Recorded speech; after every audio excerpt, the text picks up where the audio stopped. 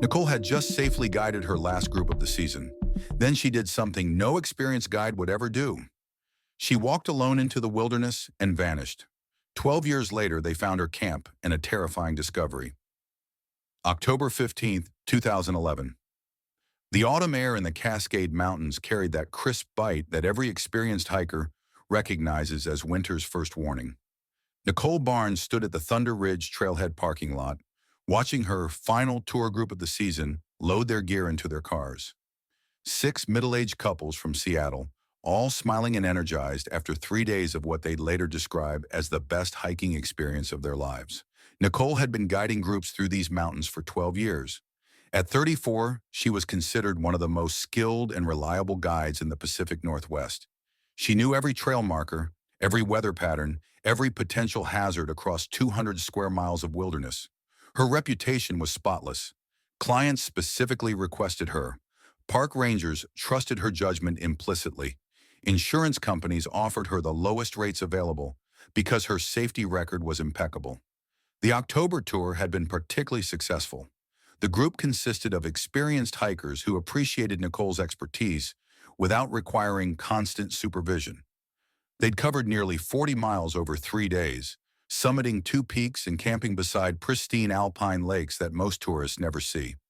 The weather had been perfect, the wildlife sightings spectacular, and the group dynamics harmonious. "Nicole, thank you so much," called out Margaret Chen, one of the hikers, as she secured her backpack in her SUV. "This was absolutely incredible. We'll definitely book with you again next season. My husband and I have been hiking for 20 years, and this was the best guided experience we've ever had." Her husband Tom nodded enthusiastically. "You really know how to read the mountains. The way you predicted that weather change yesterday and got us to shelter just before the storm hit, that was incredible." Nicole smiled and waved. "Thanks, Margaret. Tom, drive safe getting home. And remember what I told you about that ankle support technique if you're planning any winter hiking."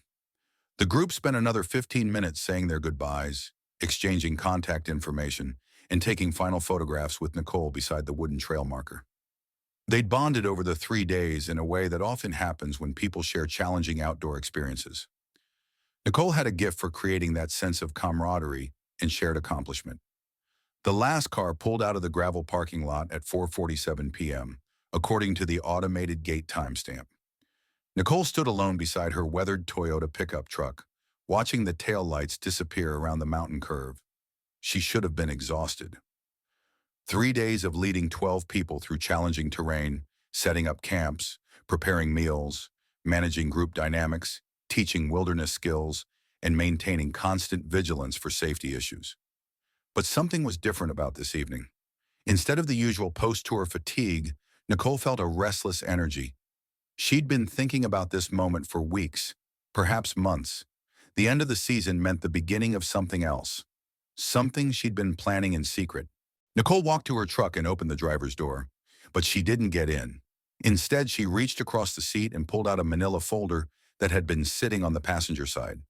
Inside were photocopies of documents, hand-drawn maps, and pages of notes written in two different handwritings. One handwriting was her own neat, precise script. The other was the shaky, aged writing of a man she'd respected more than anyone in the world. Harold Wickham had been Nicole's mentor when she first started guiding. An old-timer who'd been exploring these mountains since the 1960s, Harold had taught Nicole everything about wilderness survival, weather prediction, group psychology, and the thousand small skills that separate competent guides from truly exceptional ones. He'd been a father figure to Nicole, whose own father had died when she was 16. Harold had passed away 5 years earlier, in 2006, but before his death, he'd shared something with Nicole that had haunted her ever since. Information about a discovery he'd made decades earlier, something so disturbing that he'd kept it secret throughout his entire career, something that had eaten away at his conscience for 30 years. Nicole opened the folder and studied the contents one more time. Harold's hand-drawn map showed a route through wilderness that didn't correspond to any official trail system. His notes described landmarks that weren't marked on any Park Service publication, navigation techniques that would be necessary for extremely challenging terrain, and most disturbingly, warnings about what she would find at the end of the journey. Nicole, Harold had told her during one of their last conversations, there are things in these mountains that the public should never know about, things that would destroy people's faith in the wilderness if they understood the truth. But someone needs to know. Someone needs to carry this burden after I'm gone. At the time, Nicole had assumed Harold was becoming paranoid in his old age. Mountain guides often develop eccentric theories after decades of dealing with missing hikers, unexplained accidents, and the general dangers of wilderness environments. She'd listened respectfully, but hadn't taken his warning seriously. That changed when Harold died and left her a locked metal box in his will. Inside, Nicole found photographs, newspaper clippings, and detailed documentation of something that made her understand why Harold had carried such a heavy burden for so many years. Now standing in the empty parking lot with Harold's map in her hands, Nicole made a decision that would define the rest of her life. Instead of loading her professional guide gear into her truck and driving home, she opened the tailgate and pulled out her personal hiking pack. The lightweight blue pack she used for solo adventures. The one she'd modified with extra gear loops and hidden pockets. Nicole Barnes was methodical about everything. Her friends often joked that she planned her grocery shopping with the same precision she used for wilderness expeditions. So when she began transferring specific items from her truck to her personal pack, this wasn't a spontaneous decision. This was something she'd been preparing for since the moment she'd fully understood what Harold's legacy meant. She packed enough food for 2 weeks, water purification tablets, and a backup filtration system. A first aid kit expanded with supplies for treating serious injuries. Emergency shelter materials rated for extreme weather conditions. Nicole walked to her truck and opened the driver's door, but she didn't get in. Instead, she reached across the seat and pulled out a manila folder that had been sitting on the passenger side. Inside were photocopies of documents, hand-drawn maps, and pages of notes written in 2 different handwritings. One handwriting was her own neat, precise script. The other was the shaky, aged writing of a man she'd respected more than anyone in the world. Harold Wickham had been Nicole's mentor when she first started guiding. An old-timer who'd been exploring these mountains since the 1960s, Harold had taught Nicole everything about wilderness survival, weather prediction, group psychology, and the 1,000 small skills that separate competent guides from truly exceptional ones. He'd been a father figure to Nicole, whose own father had died when she was 16. Harold had passed away 5 years earlier, in 2006, but before his death, he'd shared something with Nicole that had haunted her ever since. Information about a discovery he'd made decades earlier. Something so disturbing that he'd kept it secret throughout his entire career. Something that had eaten away at his conscience for 30 years. Nicole opened the folder and studied the contents one more time. Harold's hand-drawn map showed a route through wilderness that didn't correspond to any official trail system. His notes described landmarks that weren't marked on any Park Service publication, navigation techniques that would be necessary for extremely challenging terrain, and most disturbingly, warnings about what she would find at the end of the journey. Nicole, Harold had told her during one of their last conversations, there are things in these mountains that the public should never know about, things that would destroy people's faith in the wilderness if they understood the truth. But someone needs to know. Someone needs to carry this burden after I'm gone. At the time, Nicole had assumed Harold was becoming paranoid in his old age. Mountain guides often develop eccentric theories after decades of dealing with missing hikers, unexplained accidents, and the general dangers of wilderness environments. She'd listened respectfully, but hadn't taken his warning seriously. That changed when Harold died and left her a locked metal box in his will. Inside, Nicole found photographs, newspaper clippings, and detailed documentation of something that made her understand why Harold had carried such a heavy burden for so many years. Now standing in the empty parking lot with Harold's map in her hands, Nicole made a decision that would define the rest of her life. Instead of loading her professional guide gear into her truck and driving home, she opened the tailgate and pulled out her personal hiking pack. The lightweight blue pack she used for solo adventures. The one she'd modified with extra gear loops and hidden pockets. Nicole Barnes was methodical about everything. Her friends often joked that she planned her grocery shopping with the same precision she used for wilderness expeditions. So when she began transferring specific items from her truck to her personal pack, this wasn't a spontaneous decision. This was something she'd been preparing for since the moment she'd fully understood what Harold's legacy meant. She packed enough food for 2 weeks, water purification tablets, and a backup filtration system. A first aid kit expanded with supplies for treating serious injuries. Emergency shelter materials rated for extreme weather conditions. She'd assumed that Harold's documentation was complete, that she understood all the dangers she would face. She hadn't considered the possibility that the person responsible for the activities in that valley might have additional security measures that Harold hadn't discovered. Nicole's disappearance wasn't immediately alarming to those who knew her. She was famous for her solo hiking adventures during the off-season. Her business partner, James Fletcher, wasn't concerned when she didn't show up to their scheduled Monday morning meeting to review the season's finances. James had been working with Nicole for 8 years, since he'd moved to the Pacific Northwest from Colorado, seeking a quieter life after burning out in corporate consulting.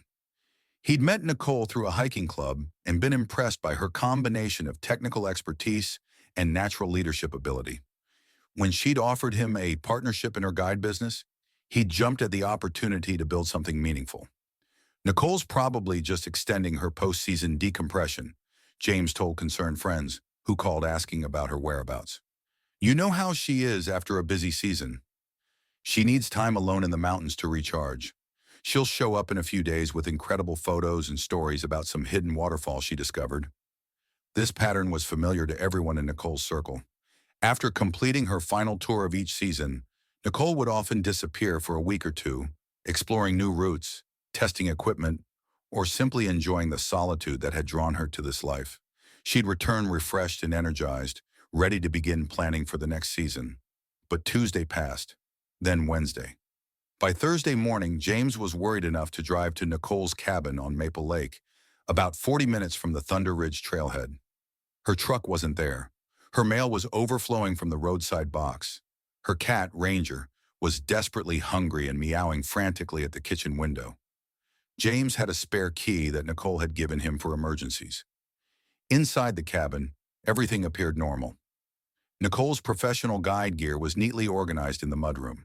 Her computer was on the kitchen table, password protected but showing no signs of hasty departure. Her bed was made.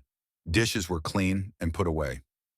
The only unusual detail was that her personal hiking gear was missing, including the blue pack she preferred for solo adventures. James called the Park Service and reported Nicole as an overdue hiker. Given her reputation and experience level, the initial response was measured. Nicole Barnes wasn't just any missing hiker. She was a professional who understood wilderness survival better than most search and rescue team members. The assumption was that she'd either been injured in an accident or was simply taking an extended solo trip without informing anyone. Park Service Operations Chief Robert Walsh had known Nicole professionally for over a decade. She'd assisted with numerous search and rescue operations, providing expert guidance and wilderness skills. Walsh trusted her judgment completely and had never known her to take unnecessary risks or fail to file appropriate trip plans for dangerous solo expeditions. Nicole's one of the most competent people in these mountains, Walsh told James during their initial meeting. If anyone can handle an unexpected wilderness emergency, it's her. But we'll start search operations immediately, just to be safe. The search began on Friday, October 21st, 6 days after Nicole's disappearance. Walsh assembled a team of 12 volunteers, including several professional guides who knew Nicole personally and understood her hiking preferences and decision-making patterns. They started with her truck at the Thunder Ridge parking lot and worked outward, following the most logical routes an experienced hiker might take for a solo expedition. The Thunder Creek Trail was the obvious starting point, a well-maintained path that led deep into wilderness areas where Nicole often conducted solo training exercises. Search team leader Captain David Morrison had worked with Nicole on multiple rescue operations. He understood her methodical approach to wilderness travel and her preference for challenging but manageable routes that would test her skills without exposing her to unnecessary dangers. Nicole thinks like a chess player, Morrison explained to the team during the morning briefing. She's always 3 moves ahead, always has contingency plans. If she's hurt, she's smart enough to stay put and conserve energy until we find her. If she's just on an extended solo trip, she'll surface when she's ready or when her supplies run low. The search teams fanned out along the established trail network, covering dozens of miles of wilderness over the first 3 days. They found no trace of Nicole's passage, no dropped equipment, No signs of her distinctive blue pack or her preferred camping spots. By Monday, the search area had expanded to include more remote and challenging terrain. Helicopter crews with thermal imaging equipment flew grid patterns over thousands of acres, looking for heat signatures that might indicate a person in distress. Ground teams pushed deeper into areas that would require advanced mountaineering skills to access safely. Nicole's sister, Diana Barnes Morrison, drove up from Portland on Tuesday morning, October 25th. Diana was an emergency room nurse at OHSU, accustomed to crisis situations and medical emergencies, but the uncertainty surrounding her sister's fate was testing her professional composure. Nicole is the most competent person I know, Diana told Walsh during a family briefing at the Park Service office. She doesn't take unnecessary risks. She always has backup plans for her backup plans. If she hasn't made contact by now, something serious has happened. Just happened to her. Diana's assessment carried weight with the search teams. She'd grown up hiking with Nicole, understood her sister's capabilities and limitations, and knew her well enough to distinguish between normal solo adventure behavior and genuinely concerning disappearance. The first significant discovery came on November 3rd, nearly 3 weeks after Nicole's disappearance. A search team working a remote section of wilderness, almost 8 miles from any established trail, found a piece of blue fabric snagged on a thorn bush near a creek crossing. The fabric matched the description of Nicole's hiking jacket and represented the first physical evidence of her passage through the area. More importantly, the location was far outside the search zone that had been established based on logical route planning from the Thunder Ridge trailhead. "This changes everything," Walsh told the team during an emergency briefing. Nicole didn't take any of the routes we expected. She was heading into expert-level wilderness for reasons we don't understand yet. The fabric discovery redirected the search into terrain that was significantly more challenging and dangerous. These were areas where even experienced hikers rarely ventured, characterized by unstable geology, unpredictable weather, and vegetation so dense that visibility was often limited to just a few yards.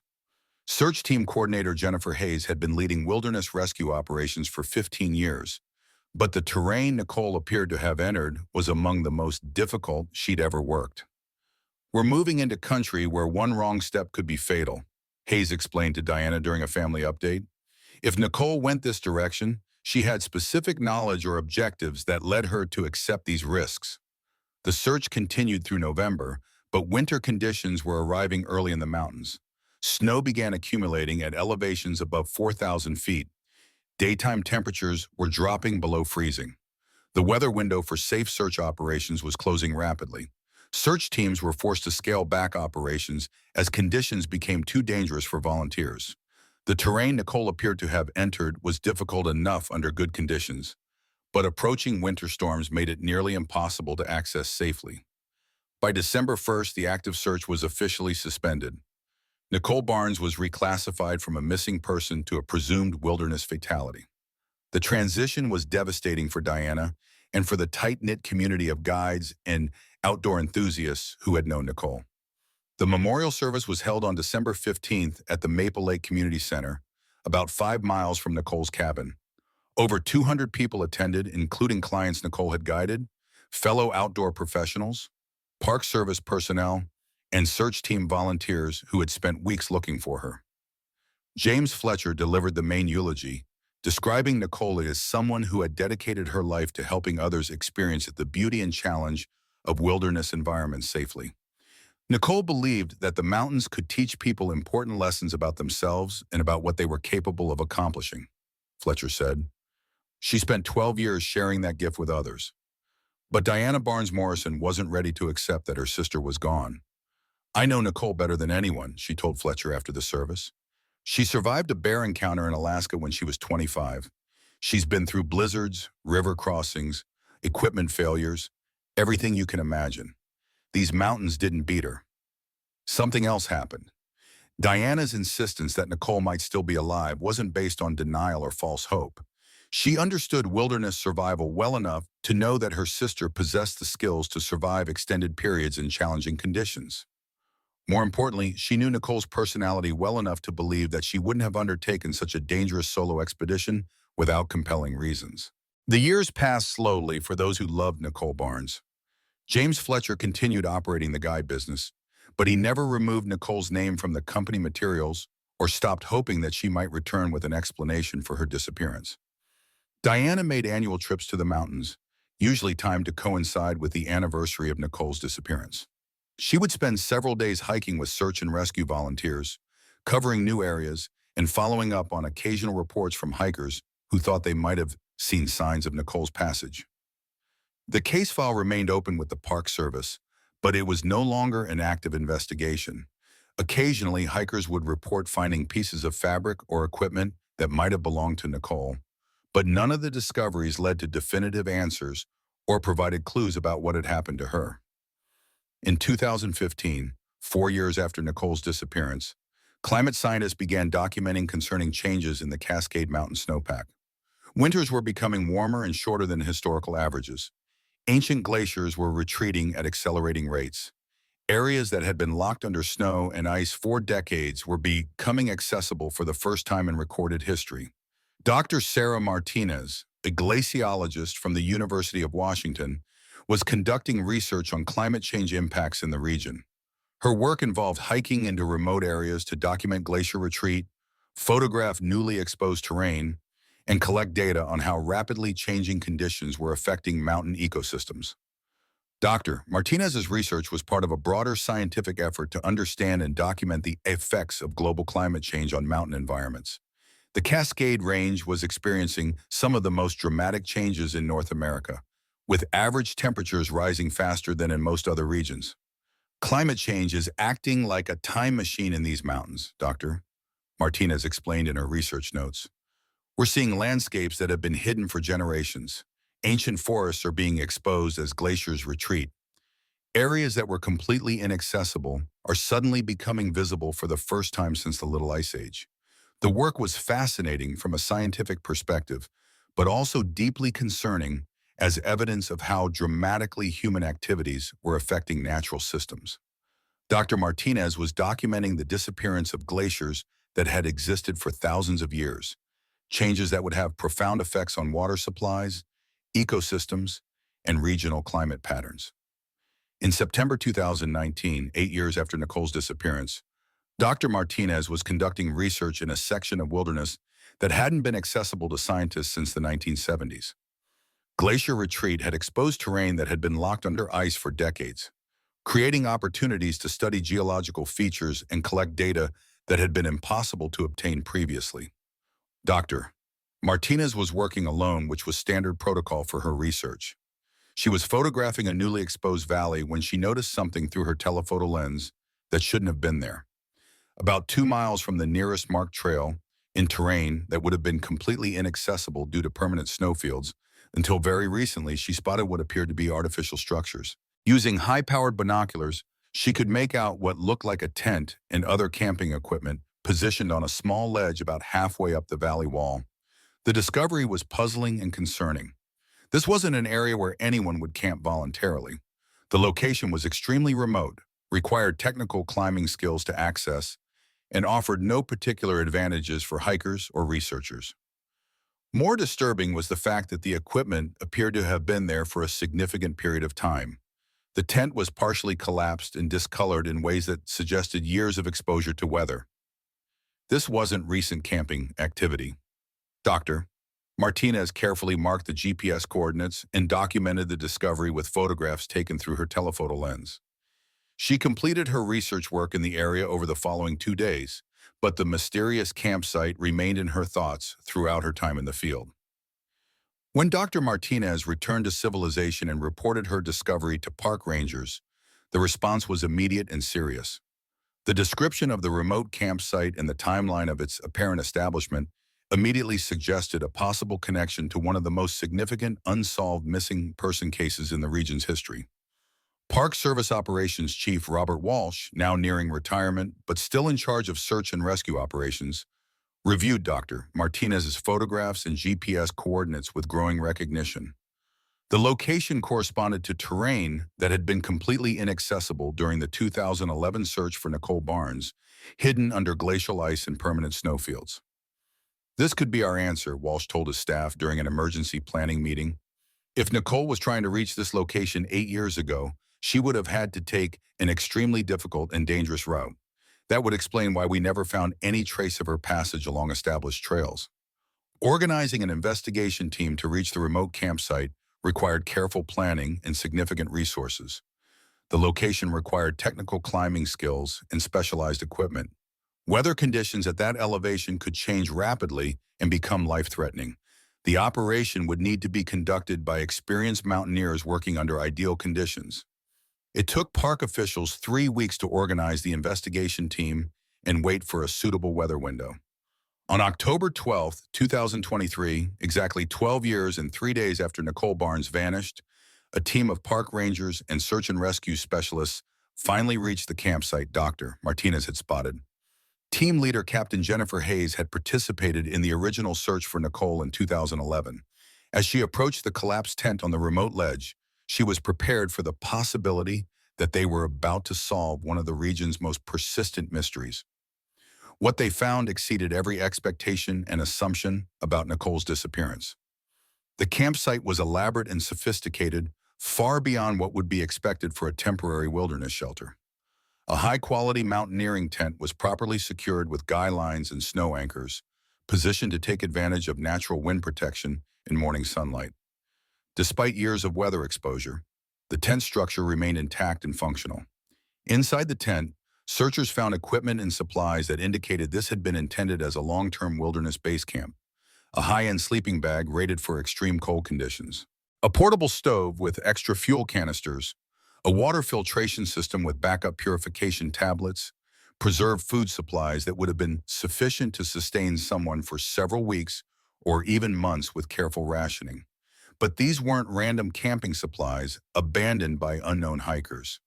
Several items were immediately identifiable as belonging to Nicole Barnes. Her distinctive blue hiking pack was hanging from a bear cable strung between 2 trees near the tent. Her personal camping gear, including a sleeping pad and cookware that James Fletcher recognized from their business partnership, was neatly organized inside the tent. Most importantly, searchers found Nicole's personal journal, wrapped in multiple layers of waterproof material and secured inside a protective case. The journal was intact and legible, containing entries that would finally explain what had happened to Nicole Barnes and why she had disappeared into the wilderness 12 years earlier. The journal was the key to understanding Nicole's fate, but its contents were more disturbing and complex than anyone could have anticipated. The first entries were dated in late October 2011, just days after Nicole's disappearance from the Thunder Ridge parking lot. Her handwriting was steady and clear, indicating she hadn't been suffering from exposure or serious injury when she reached this remote location. October 18, 2011, I've reached the coordinates Harold provided. The location is exactly as he described in his notes. I understand now why this information was so carefully guarded for so many years. I understand why Harold made me promise never to share what he found here unless I could gather enough evidence to prove what's been happening. Harold. The name meant nothing to the investigation team initially, but Diana Barnes Morrison provided immediate context when she was contacted and shown excerpts from the journal. Harold Wickham, Diana said without hesitation. He was Nicole's mentor when she first started guiding, an old-timer who'd been exploring these mountains since the early 1960s. He died in 2006, about 5 years before Nicole disappeared. They were incredibly close. He taught her everything about wilderness survival, weather reading, group management. Nicole respected him more than anyone else in the world. The journal entries revealed that Harold Wickham had shared something extraordinary with Nicole before his death. Information about a discovery he'd made decades earlier in the remote wilderness. Something so disturbing that he'd kept it secret throughout his entire career as a mountain guide and Park Service volunteer. October 19, 2011. I've found what Harold described. It's worse than I thought possible. The evidence is still here after all these years. Some of the equipment looks like it's been here since the 1980s, maybe longer. I understand now why Harold could never report this directly. Who would believe such an accusation? More importantly, who could be trusted with this information? The journal entries over the following days painted a picture of Nicole Barnes struggling with a discovery that had fundamentally shaken her understanding of the wilderness she dedicated her life to protecting. Nicole had discovered evidence of something that Harold Wickham had hidden for decades, something connected to the disappearances of hikers and unexplained deaths in the region that stretched back over 20 years. October 22nd, 2011. I've documented and photographed everything I can find. At least 12 sets of personal belongings that don't belong here. Backpacks, clothing, identification cards, equipment. Some of these items match descriptions from missing person reports going back to the early 1980s. This isn't a natural phenomenon or accidental accumulation. Someone has been using this location for something terrible, and they've been doing it for decades. The investigators realized they were no longer dealing with a simple case of a missing wilderness guide. Nicole Barnes had discovered evidence of what appeared to be a serial predator who had been operating in the remote wilderness for an extended period of time using knowledge of the terrain and weather patterns to avoid detection. But the most disturbing revelations in Nicole's journal were still to come. October 25th, 2011. I understand now why Harold never reported this discovery directly to authorities. It wasn't just about the difficulty of proving what was happening here.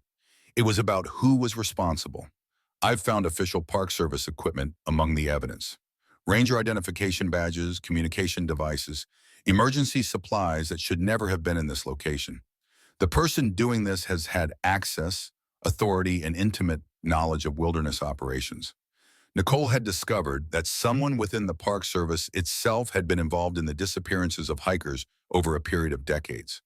Someone with official authority and detailed knowledge of search and rescue procedures had been using that position to target isolated hikers and cover up their crimes. The evidence was hidden in this remote location, accessible only to someone with expert wilderness skills and knowledge of terrain that didn't appear on any official maps. Harold Wickham had discovered it decades earlier, but had been unable to determine how to expose the truth without becoming a target himself.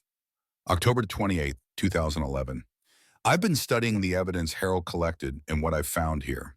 There's a pattern to the disappearances. They target solo hikers, people who are experienced enough to reach remote areas, but who don't have detailed trip plans or check-in schedules. The perfect victims for someone who understands how to make people disappear in the wilderness. Nicole's journal revealed that she'd spent nearly 2 weeks at the remote campsite, documenting evidence and trying to understand the full scope of what she'd discovered. She was methodically building a case that could expose decades of hidden crimes, but her investigation was discovered. November 2nd, 2011. Someone knows I'm here. I heard voices calling my name from the valley below yesterday evening. Official Park Service radio protocols trying to convince me to come down for rescue. But I know who it is now. I found his personal equipment among the evidence cache. Badge number 2247. I know what he's been doing to people for all these years. November 3rd, 2011. He's getting closer to my position. I can hear him moving through the forest below, systematically searching the terrain. I've moved higher up the ridge to a more defensible position, but winter weather is moving in faster than forecast. I may not be able to maintain this location much longer. Nicole had discovered the identity of the person responsible for decades of disappearances in the wilderness. Someone with official authority who had been using his position to hunt people in the remote mountains, confident that his expertise and institutional knowledge would protect him from discovery. November 4th, 2011. I can see him clearly now through binoculars. Ranger Kevin Morrison, badge 2247, someone I've worked with on search and rescue operations. Someone I trusted. He's down in the valley pretending to conduct a rescue search, but I know he's hunting me. He knows I found his collection. The final entries in Nicole's journal were written in increasingly difficult conditions as winter weather closed in on her elevated position. November 5th, 2011. Too cold to maintain this position much longer. Morrison is somewhere below waiting for me to descend or for weather to force me down. I won't give him that opportunity. I'd rather freeze than let him add me to his collection. I've hidden copies of all the evidence I found. Maybe someday someone will find it and finish what Harold started. November 6, 2011. Final entry. Storm moving in tonight. If anyone finds this journal, look for Ranger Kevin Morrison. Badge number 2247. He's been using his position and knowledge of these mountains to hunt people for over 20 years. The evidence is hidden in multiple locations. Don't let him escape justice. The journal's final page contained detailed maps and coordinates showing where Nicole had hidden copies of the evidence she discovered. Even facing her own death, she was thinking about how to ensure that Morrison's victims would eventually receive justice. The investigation into Ranger Kevin Morrison's activities would eventually uncover one of the most shocking cases of serial murder in Pacific Northwest history. Morrison had been exploiting his position and wilderness expertise for over 2 decades, using his official authority and knowledge of terrain to target isolated hikers. Morrison's method was sophisticated and nearly undetectable. He would monitor Park Service communications and visitor registration systems to identify solo hikers entering remote areas. Then he would use his authority and knowledge of wilderness routes to approach them in locations where there would be no witnesses. He would offer assistance or emergency services, then lead victims to isolated locations where he could attack them without any possibility of discovery. His position gave him access to search and rescue operations, allowing him to participate in efforts to find people he had killed while maintaining an appearance of dedication to public safety. The evidence cache Nicole discovered contained personal belongings from at least 18 victims spanning over 20 years. Morrison had been keeping trophies from his crimes, confident that the remote location would never be discovered. Nicole Barnes had died protecting that evidence, ensuring that Morrison's decades of hidden crimes would finally be exposed. Her sacrifice saved the lives of countless future hikers who would have become Morrison's victims if his activities had continued undetected. The search teams found Nicole's remains about 300 yards from the campsite in a small depression that had provided some protection from the worst weather conditions. She had wrapped herself in her sleeping bag, an emergency bivvy, clearly preparing for the end with the same methodical precision she'd brought to everything in her life. Beside her body, searchers found one final piece of evidence that completed her heroic story. Nicole had used her final hours to create a detailed map showing all the locations where she'd hidden copies of Morrison's evidence. Even facing certain death, she was ensuring that justice would eventually be served. The map led investigators to 3 additional evidence caches that Nicole had established during her 2 weeks of investigation. The combined evidence was overwhelming, documenting Morrison's crimes with a level of detail that made prosecution inevitable. Ranger Kevin Morrison was arrested 6 months later when investigators had gathered sufficient evidence to charge him. He had continued working for the Park Service throughout the investigation, participating in search and rescue operations, and maintaining his public reputation as a dedicated protector of wilderness safety. Morrison's trial became a national sensation, exposing the shocking reality that a trusted authority figure had been using his position to hunt people for over 2 decades. The families of 18 victims finally received answers they'd been seeking for years, and Morrison was convicted on multiple counts of first-degree murder. He was sentenced to life in prison without the possibility of parole, but the true victory belonged to Nicole Barnes, whose courage and sacrifice had finally brought justice to Morrison's victims. Diana Barnes Morrison established the Nicole Barnes Memorial Foundation, which provides wilderness safety education, supports search and rescue operations, and advocates for improved security protocols in national parks. The foundation's motto reflects Nicole's final heroic act, protecting others, even in the darkness. Today, guides throughout the Pacific Northwest tell Nicole's story to their clients as a reminder that heroism sometimes requires the ultimate sacrifice to protect people you'll never meet. Her journal entries are used in law enforcement training programs as an example of how one person's courage and determination can expose decades of hidden evil. Nicole Barnes walked into the wilderness alone that October evening, knowing she might not return. But she didn't die alone. She died knowing that her sacrifice would save countless other hikers from the monster she'd helped expose. In the end, the most experienced guide in the mountains had guided her final group to safety, even though she couldn't guide herself home. The mountains that took Nicole Barnes also preserved her legacy, keeping her evidence safe until the day when climate change would reveal her final gift to the world. Every hiker who walks those trails safely today owes a debt to the guide who chose to face a killer rather than let him continue hunting in the wilderness she loved. Her story reminds us that some people are willing to give everything to protect strangers, and that true heroism often goes unrecognized for years. But Nicole Barnes is recognized now. Every sunrise over the Cascade Mountains carries her memory, and every safe return of a hiking group honors the ultimate sacrifice she made to protect the wilderness community she served with such dedication. Her last journal entry wasn't quite her final message after all. Written in the margin of her wilderness map, searchers found 7 words that captured the essence of who Nicole Barnes was. The mountains remember everything. Heroes never truly die. Thank you for joining me on this incredible journey into one of the most disturbing cases of corporate murder and conspiracy in American history.